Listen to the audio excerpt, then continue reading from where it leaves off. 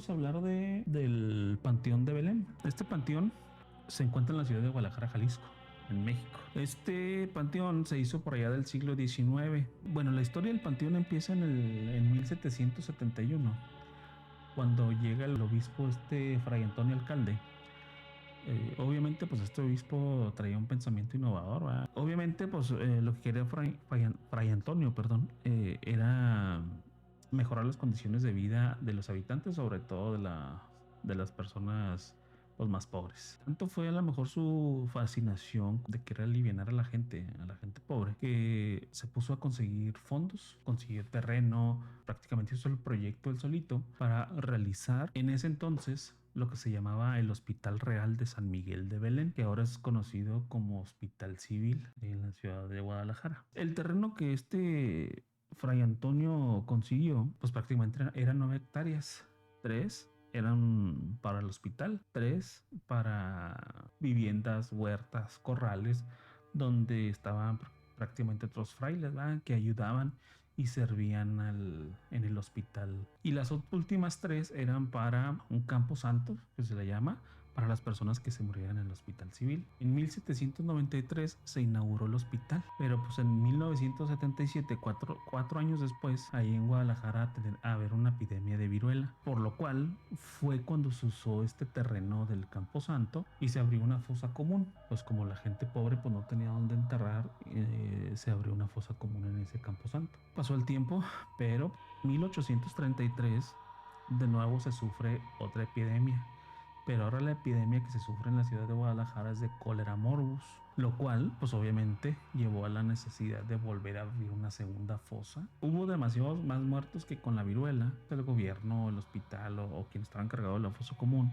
prácticamente apilaban a todos y luego les vertían encima cal o tierra, pues obviamente para los olores fétidos prácticamente. Durante este tiempo, que fue el de la época de la cólera, segunda fosa común que abrieron fue conocida como el Panteón. Bueno, ahí el Camposanto se fue conociendo como el Panteón de la Capirotada por su semejanza con ese platillo tradicional mexicano. En el 43, 1843, el obispo Diego de Aranda encargó a un arquitecto que se llama Manuel Gómez Ibarra de construir galerías, mausoleos, arcos en el Camposanto. El diseño de este panteón, pues prácticamente como están en las fotos, eh, se incluyeron 2 galerías con corredores, una capilla, un mausoleo y una fosa común. Pues prácticamente el área común estaba ocupada por la gente que fallecía en el hospital civil. Y aparte, otro pedazo de panteón que era para la gente pudiente de la época,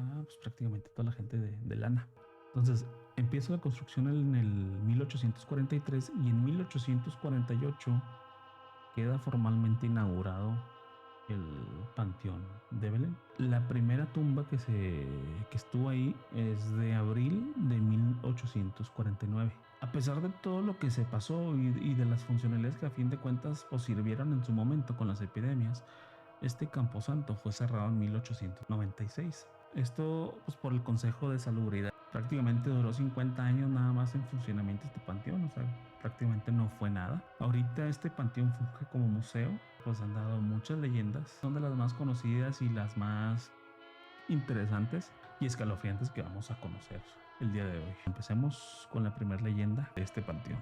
Esta leyenda está conocida como la leyenda de Castaños o la leyenda de los enamorados. Cuenta la leyenda, esta pareja de enamorados fue separada en vida. Obviamente pues fue cuando no les fue posible casarse, lo que sellaron su amor después de su trágica muerte. Esta leyenda es por allá de los años 1850, cuando un joven de nombre José María Castaños, un joven de una familia pues, adinerada, este joven conoció a una muchacha de la que fue su novia de nombre Andrea. El muchacho pues tenía lana, por desgracia la única riqueza de esta joven pues, era su belleza.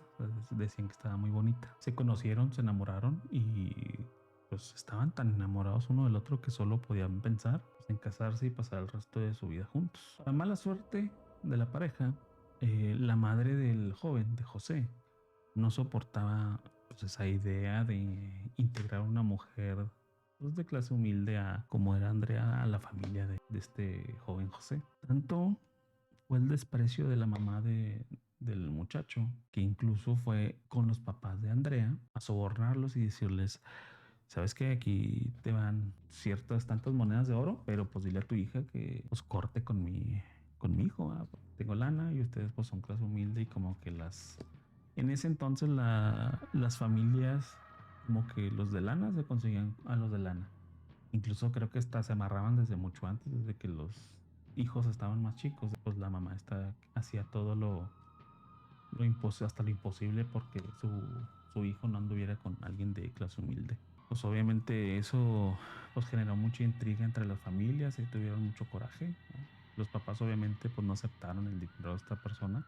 No se podían ya ni hablar, ni ver. O sea, obviamente los papás de Andrea no veían con buenos ojos a José y mucho menos a su familia. Estaban prácticamente en una relación prohibida, una relación que no se podía tener. Entonces, tanto José como Andrea pues cayeron en tanta desesperación que pues obviamente hablaron y decidieron morir juntos. Así pues obviamente podrían permanecer toda la vida, incluso en el más allá. Los que encontraron los cadáveres fueron los padres de José. Los encontraron afuera de un hotel. Pues obviamente pues la mamá, como era la que estaba haciendo más desmadre de que ofreciendo lana y todo ese rollo, como que les cayó el 20 y comprendieron el daño que le hacían a esta pareja. Por eso los enterraron juntos en el panteón de Belén. Se dice que la mamá del chavo estaba tan triste por la pérdida de su hijo, pues ella en su tristeza y todo, pues hizo un arreglo de flores, una guirnalda de flores naturales y las puso o las entrelazó entre las dos cruces colocadas en la tumba de la pareja.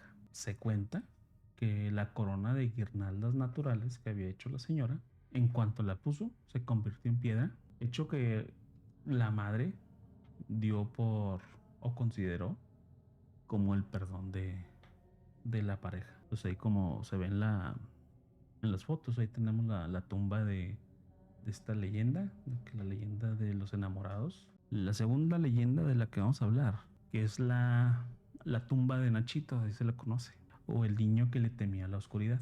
Esta leyenda de la tumba de Nachito cuenta la historia del niño Ignacio Torres Altamirano, también conocido como Nachito. Esta es de las tumbas más visitadas en el Panteón de Belén. En esta cuenta la leyenda que desde que nació este niño llamado Nachito sufría un padecimiento muy extraño, el cual es llamado nictofobia, que es el miedo a la oscuridad. Por lo tanto, como ya el niño ya tenía este padecimiento desde ese tiempo, sus papás durante todas las noches ponían antorchas en su habitación para iluminarla.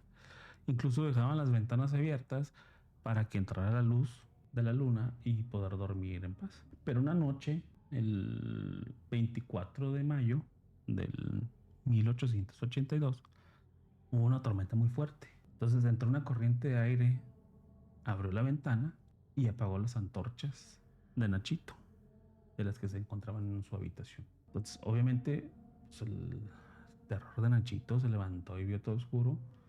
Fue tanto su fobia, su terror, que el corazón de Nachito ya no resistió, sufrió un infarto y murió. Posteriormente, sus papás lo encontraron pues ya muerto y lo decidieron enterrar en este panteón. Pero pues aquí no acaba la historia, ¿va? Esa no era lo único aterrador que iba a suceder. Enterraron el 24 o 25 de mayo a Nachito y al día siguiente el sepulturero encontró la tumba de Nachito fuera de la tumba. Se volvió a enterrar el cuerpo de Nachito y al día siguiente pasó lo mismo. Nachito ya al día siguiente en la mañana estaba fuera de la tumba. Empezó a pasar eso, ¿va? De que enterraban a Nachito y a los días aparecía para la tumba. Entonces la noticia fue, como quien dice, circulando en toda la ciudad, ¿verdad? De Guadalajara.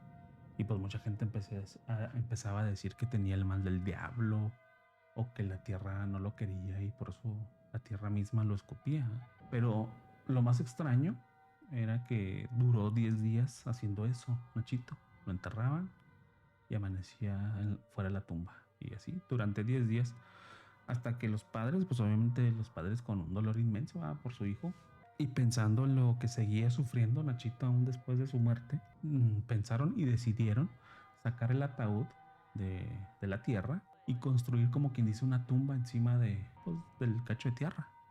Según sus padres, decían que igualmente no podían descansar en paz Nachito debido su padecimiento, que igual le tenía miedo a la oscuridad. Entonces, pues obviamente la tumba fue hecha de piedra y tiene orificios a los costados, obviamente para que entre luz del sol, de la luna. Y en las esquinas, si se fijan en las fotos, tenía unos tipos de obeliscos o torres. Y en cada uno de estos obeliscos o torres estuvieron los papás colocando antorchas para iluminarlo durante las noches. Esto pues obviamente hasta que fallecieron los papás.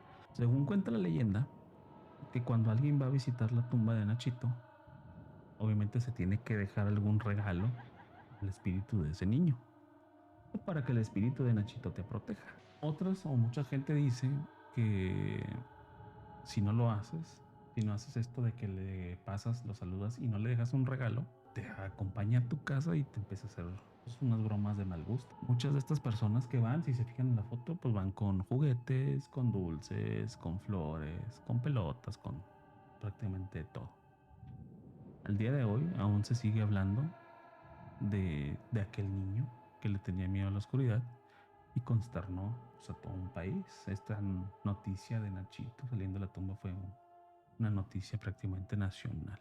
Bueno, dicen las personas que trabajan ahí, los sepultureros y los cuidadores del panteón, los veladores, que todas las mañanas, antes de abrir el museo, ellos van a la tumba de Nachito y van y recogen todos los juguetes que aparecen regados a su alrededor o incluso en las tumbas de otros niños cerca. Asimismo, pues también dicen que no te debes llevar ningún juguete de la tumba de Nachito, ya que pues Nachito se molesta y se va contigo a tu casa para asustarte y hacerte cosas extrañas. Esa es la leyenda de Nachito. Nuestra tercera leyenda es conocida como la leyenda del pirata o pues la tumba del pirata. Pues esta leyenda narra de la historia que existía un hombre pues muy malo, muy despiadado y un temible pirata que se dedicó pues, la mayor parte de su tiempo a surcar el océano en las costas de Jalisco, de Guadalajara. Lo que hacía, pues obviamente como era un pirata en aquellos tiempos, pues robaba embarcaciones, asesinando pues a sangre fría a las tripulaciones que se resistían al robo para adueñarse de grandes botines pues de oro, de plata, de joyas, de telas, de piezas de arte, de todo lo que se pudiera. Se dice que este pirata, pues obviamente tiene su tripulación. Entonces, cuando este pirata repartía su botín, él agarraba una lancha para él solo y se perdía durante varios días con gran parte con su gran parte del botín para esconder su tesoro en algún lugar donde él solo conocía. Pasó el tiempo, pues se enamoró de una mujer. Cuando enamoró a esta mujer, pues obviamente pues la engañó, no le dijo que era pirata, le dijo que era un pues mercader que andaba ahí viajando y tenía que viajar mucho por el océano para vender sus productos. Pues se casó, tuvo el hijo. Después de con lo que estábamos viendo de las pestes, de las epidemias y todo eso que estaban en esa época, pues este marinero se enfermó y ya en sus últimos momentos, ya agonizando, manda a llamar a su hijo. Ya obviamente ya estaba grande. Y con sus últimos alientos, este pirata le confiesa a su hijo pues diciéndole que es un pirata y que su deseo, o que su último deseo, era que él continúe con esa tradición de que él también fuera pirata, y no incluso como él, sino que fuera más despiadado y más malo que él todavía. Si el hijo hacía caso a esto, él le comentaría dónde había guardado todas las riquezas y todos los tesoros que él había escondido. Pero pues el hijo tenía otros planes, ¿verdad? Él quería, pues obviamente, cosas muy distintas a lo que le pedía a su padre. Él pues no aceptó, dijo que no. Incluso le dijo en su último lecho de muerte, le dijo a su papá que él estaba avergonzado por ser su hijo, ¿eh? Y que no volviera a contar con él para nada. Marinero, enojado, lanzó una maldición diciendo que ninguna de sus generaciones verá un peso partido por la mitad de la fortuna que él escondió. Y así él se llevó el secreto a la tumba. Pero cuenta la leyenda también, cualquier mortal que fuera a su tumba a la medianoche, rezara un rosario completo con toda la devoción de su alma y sin importar lo que escuchara, sintiera o viera, por más escalofriante que fuera, que si esa persona lo soportara con mucha fe, él se iba a aparecer, él se le iba a revelar y le va a indicar el lugar exacto donde se encontraba o donde se encuentra ese tesoro escondido. Se dice que mucha gente ha ido a querer hacer lo que dice esta leyenda y que han encontrado gente desmayada o gente muerta ahí en la tumba del pirata. Que así termina esta leyenda de la tumba del pirata. Esto es de un monje. Esto sucedió pues, varios años más recientes. Aquí los recién casados por lo regular tienen sesiones de fotos. Entonces las parejas de novios suelen venir a este panteón. Un día una pareja pues a realizar su sesión. Otra persona estaba tomando video, por lo mismo ya en que para las cosas de la boda hacen videos y todo ese rollo. Entonces estaban tomando video y tomando fotos y la chingada. Entonces en la parte inferior de la derecha y por las escaleras captaron en video, y esto es real, un monje saliendo de ahí. Obviamente tenía ¿cómo se llama? Su hábito oscuro, tapado de la cabeza y con una especie de crucifijo en la mano. Este video pues llamó la atención y circuló de manera mundial, lo cual empezó a traer mucho más visitantes todavía de los habituales del panteón.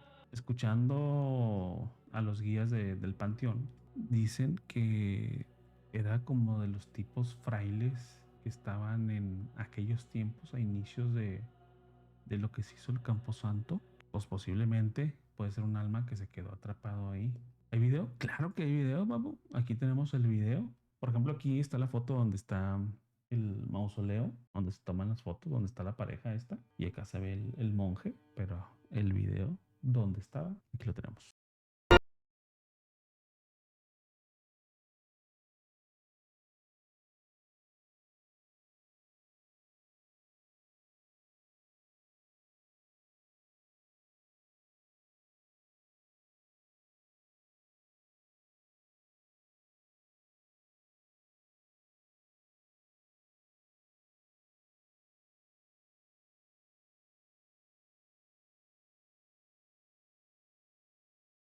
Pero la pareja pues está como si nada, ¿verdad? Está aquí, pues estamos tomando fotos y la chingada.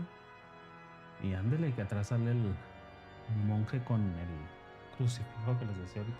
Esa es la aparición prácticamente del monje, que también es parte de las leyendas del panteón. Prácticamente la penúltima leyenda de la que vamos a hablar hoy. Esta leyenda se llama el árbol del vampiro. Durante el siglo XIX era muy común ver a un extranjero pues, entrar y salir, ¿no? Entraban y salían forasteros. Era prácticamente algo muy habitual. En una de estas proveniente de Europa, llega a Guadalajara un hombre que era conocido como el Conde de Baldor. Este hombre tenía costumbres pues un tanto peculiares, un tanto extrañas. Vestía de negro, solo salía de noche y no socializaba mucho. Después de la llegada de este hombre a Guadalajara, pues comenzaron a aparecer muchos cadáveres de animales desangrados y con una marca muy peculiar en el cuello, dos colmillos, como si fueran dos orificios. Pues obviamente en ese tiempo, pues lo que la gente tomó como explicación es que fueron las epidemias. Y hablamos de la viruela del cólera.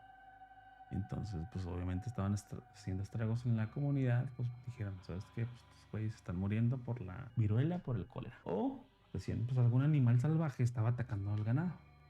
Vamos a ver historias recientes como la del chupacabras. Las personas comenzaron a alarmarse cuando empezaron a aparecer damas de noche, mujeres nocturnas y niños se encontraban hallados sin vida y con las mismas características de los animales, ¿verdad? Con los dos orificios en el cuello. Pues obviamente con miedo y muy tenebroso el rollo, pues dedujeron que había vampiros en la ciudad. Pues la gente aterrada, pues no salía a las calles durante la noche. Se metía el sol, toda la gente se encerraba a sus casas a rezar por sus niños y por sus familias. Solo los que no creían o los incrédulos rondaban por las noches ahí en las calles, pues obviamente sabiendo de su infame destino. Pues ya empezó así, aparecían muchas damas y muchos niños pues, muertos. Se tomó la decisión de hacer, como quien dice, un plan para atrapar a este vampiro o a estos vampiros, porque pues, en realidad no sabían cuántos ni quiénes eran. Lo único que hicieron es hacer como que pues, varios grupos. Entonces la tarea entre comillas pues era sencilla. Decían, bueno, usamos un pequeño grupo de 2 o 3 personas, pues iban a hacer la carnada, porque pues entre menos personas pues obviamente el vampiro pues, podría atacar más fácil. Y los otros grupos pues nos íbamos a esconder detrás de los edificios o de árboles para cuando saliera el vampiro a atacar. Como que ya tenían una idea porque pues esperan a que salga este conde, que es el que hacía casualmente las rondas nocturnas. Y como era de esperarse, pues se topó a este grupo que era la carnada. Apareció, entonces tomó a uno de ellos y estaba dispuesto a morderlo.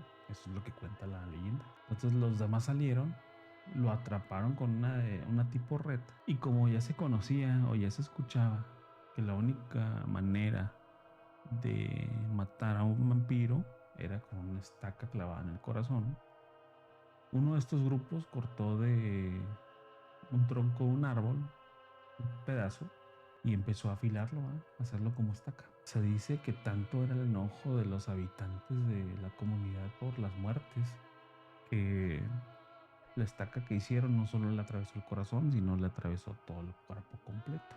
Pues obviamente este vampiro le clavaron la estaca en el corazón, lo decapitaron y se lo llevaron al Panteón de Belén. Lo enterraron en una fosa mucho más profunda de lo que normalmente se hace, por el miedo obviamente de que pudiera salir. Pues hasta le pusieron una plancha de cemento y tierra y lo otra piedras y planchas de cemento. Entonces a los pocos meses dicen que acudieron a la tumba de este vampiro para ver qué rollo, si no se había escapado una madre así. Pues vieron algo muy extraño. De la misma sepultura, si así llamarlo, empezó a salir el tronco de un árbol muy grande, frondoso el pinche árbol. Entonces, pues la leyenda cuenta que el día en que ese árbol se seque por completo, se caiga o la sepultura se rompa por completo, el vampiro va a renacer y se vengará de los habitantes de Guadalajara y sobre todo de las generaciones que lo mataron. Ahí está de hecho, ahí en las fotos pues se ve el árbol del vampiro. Es el árbol que salió. Dicen que ese árbol salió directamente de la estaca que tiene el vampiro clavado en el corazón. Por eso es que dicen que el día que ese árbol se seque o ¿cómo se dice? O lo corten o la tumba se desmadre, ese día va a renacer ese vampiro. Entonces está la otra historia del Panteón de Belén. La última y no menos importante leyenda de este panteón, la tumba de Victoriana Hurtado. Esta leyenda, pues yo creo que aparte de la de Nachito, es la de las más tristes, yo creo, cabrón. Pero más que nada tristes, esta leyenda pues, está rodeada de ira, de avaricia, de soberbia. 3 motivos que para sus hijos pues fueron mucho para poder dar la muerte y desearla a su propia madre, que es conocida como la leyenda de Victoriana Hurtado. Esta persona llamada Victoriana era hija única de una de las familias más pudientes de Guadalajara. Esta joven se casó por orden y obligación de su papá, a la fuerza, con un hombre mayor que ella, 20 años. Pues Victoriana, a los 15 años, ya era mamá de 3 varones. Pasa el tiempo y durante el transcurso, pues obviamente los papás de Victoriana fallecen. Por lo tanto, pues la heredan. Pues obviamente al tener dinero Victoriana, pues el marido se pone bien cabrón, bien. Pues tanto empezó a gastar el dinero de la herencia de Victoriana que le fue agarrando pues gusto a diario y todo el pinche día. No tengo que jalar, no tengo que hacer nada. Aquí tengo para pistear. Poco le dura el gusto a este cabrón, porque meses después de que empieza con esta vida, pues fallece. Fallece el papá y pues obviamente minutos después de que fallece el papá, los hijos, era tanta la avaricia que tenían o la obsesión que tenían con el dinero, que minutitos después empiezan a pelear la herencia del papá, que quién se la iba a quedar de los 3. o cuándo les iban a repartir la herencia. Pues obviamente la señora Victoriana Hurtado, encabronada, les dice a sus hijos: respeten la memoria de su padre. Y molesta y firme, les dice a sus hijos que no van a ver un peso hasta que yo muera. Así les dice la señora: no van a ver un peso hasta que yo muera. Pues obviamente selló su muerte. Los hijos empezaron a ver la forma de matar a su mamá. Lamentablemente para Victoriana y afortunadamente para sus hijos, la señora Victoriana Hurtado empezó a sufrir ataques de catalepsia. Esto de catalepsia es prácticamente como que un estado de sueño donde el cuerpo se pone rígido y no da signos vitales, como si estuvieras muerto. Pues para mala suerte de Victoriana, la señora Victoriana Hurtado cae en un ataque de catalepsia, invitan a los familiares más cercanos y a pocos. Entonces meten a su mamá al ataúd y en pleno funeral y a la vista de todos los que estaban presentes, Victoriana despierta y abre el ataúd. Paz, cabrón. Sus hijos pues se quedan así como que impactados, ¿verdad? Y en lugar de, no sé, agradecer a Dios porque mi mamá no está muerta y la chingada, pues uno de ellos se acerca con Victoriana y le dice, obviamente se lo dijo en voz baja y nada más a ella, le dice: ¿por qué regresaste a la vida si ya estabas muerta? Entonces la señora se queda así como que, ¿qué pedo con este güey o con estos güeyes? ¿Por qué me tienen aquí tan rápido? Entonces, obviamente, Victoriana, al ver la reacción, las intenciones de sus hijos, va al panteón al día siguiente y pide hablar con el velador o el enterrador y les pide a los dos que si en alguna ocasión la llegaran a ver, que sus hijos la traían cargado en brazos o en un ataúd muerta, que no hicieran la fosa tan honda o tan profunda para poder ella eh, raspar la tierra y poder abrir el ataúd.